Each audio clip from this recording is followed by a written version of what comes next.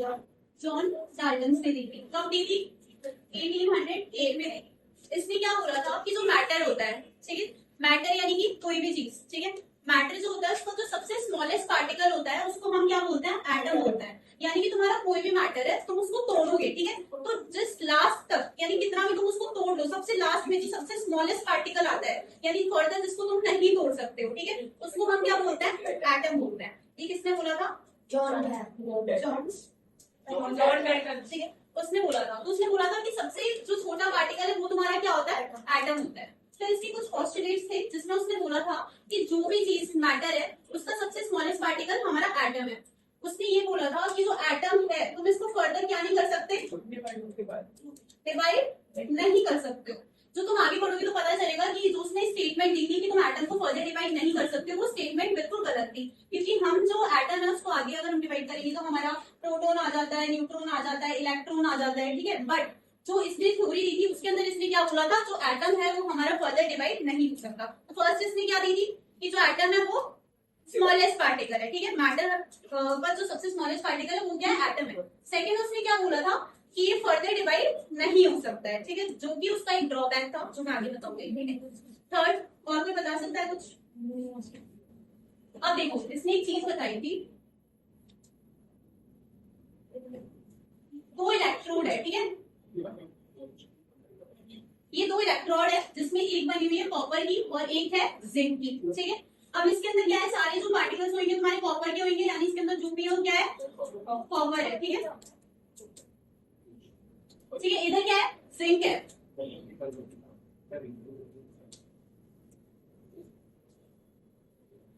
ठीक है, अब इसने ये चीज बोली थी कि यहाँ पे जिंक है और यहाँ पे जिंक है, ये दोनों क्या है? तुम्हारे एटम्स है, ठीक है। अब ये जो तुम्हारे जो एटम्स है यानी जो इसके सबसे छोटे पार्टिकल्स है, तो जिंक और जिंक की जो भी प्रॉपर्टीज होंगी वो एक दूसरे से क्या करेगी?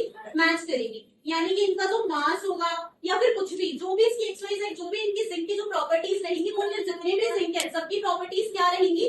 सेम रहेगी, ठीक है। उसने ये चीज बोली। सेम यहाँ पे अगर हम कॉपर की बात करते हैं तो कॉपर या चाहे तो यहाँ से लो इधर से, मतलब पूरे जितने भी इसके अंदर कॉपर के पार्टिकल्स हैं तो उसमें जो कॉपर की रहेगी उसकी क्या प्रॉपर्टीज जो भी है, यानी कि जो उसका मास रहेगा सब कुछ क्या रहेगा? सेम रहेगा। उसने ये चीज, ठीक है, ये सब चीजें उसने क्या करेगी? इस थ्योरी के अंदर बताएगी। और हमारी जो थ्योरी है वो क्या है? मॉडर्न थ्योरी का बेस है, ठीक है। जो थ्योरी है आगे उसका बेस क्या है? ठीक है, उसने ये सब चीजें बताई थी। अब कुछ उसके ड्रॉबैक्स रह गए थे, यानी जब उसने ये सब चीजें बताई ना तो इसके कुछ ड्रॉबैक्स थे जो कि मैं बताती हूँ। सबसे पहली बात ये कि जो तुम्हें मैंने बताया, उसने बताया कि जो एटम है उसको हम फर्दर डिवाइड नहीं कर सकते। ऐसा नहीं है, हम इसको फर्दर डिवाइड कर सकते हैं, जो कि है प्रोटॉन, न्यूट्रॉन और इलेक्ट्रॉन में, ठीक है। पहली गलती इसने यहाँ पे करी थी, इसका पहला ड्रॉबैक।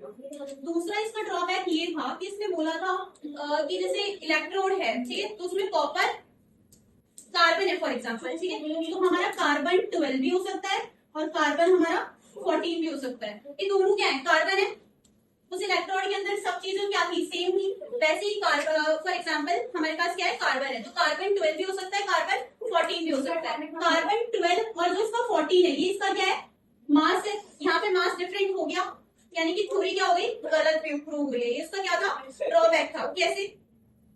हाँ, यहाँ पे जो इसका मास है वो क्या है? चेंज हो चुका है तो कॉपर ही, ठीक है, कॉपर या कार्बन या फिर कॉपर है, कुछ भी एक्स वाई जेड, ठीक है, उनके जो मास है, इसका मतलब ये क्या है? इसका मतलब क्या होगा? जो मास है वो हमारे क्या हो सकता है? डिफरेंट हो सकता है। जरूरी नहीं कि जो मास होगा वो सेम होगा। तो ये इसका दूसरा ड्रॉबैक है।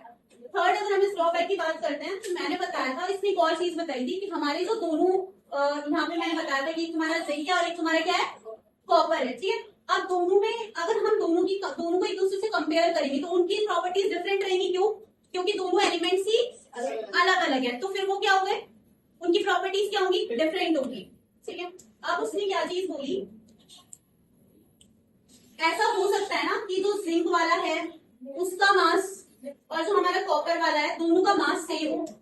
ये भी पॉसिबिलिटी है कि उधर अगर मास हमारा 40 है और इधर भी हमारा मास क्या है? 40 है, तो दोनों का मास क्या हुआ? सेम हुआ। बट उसने ये चीज भी नहीं बोली थी, उसने ये चीज भी गलत बताई थी, तो इसका थर्ड ड्रॉबैक ये हो गया। इतना समझ आया? ये चीज क्लियर होगी, ठीक है। अब बताओ, उसने एक और चीज बताई थी कि फॉर एग्जाम्पल हमने H2 की बात करी, हाइड्रोजन की कितने इधर है? 2 है। ऑक्सीजन कितना है? 1 है। तो उसने 2:1 तो बता दिया था, पर उसने क्या नहीं करा था, इसको एक्सप्लेन नहीं करा था कि कैसे फॉर्म हुआ है, कैसे बना है, ठीक है। तो ये इसके क्या हो गए थे, ड्रॉबैक्स हो गए थे। और जो मैंने थ्योरी बताई है वो क्या थी, ठीक है, इस थ्योरी के अंदर इतना ही था, और ड्रॉबैक्स इसके इतने ही थे। क्या इसको मुद्दा नहीं जाएगा।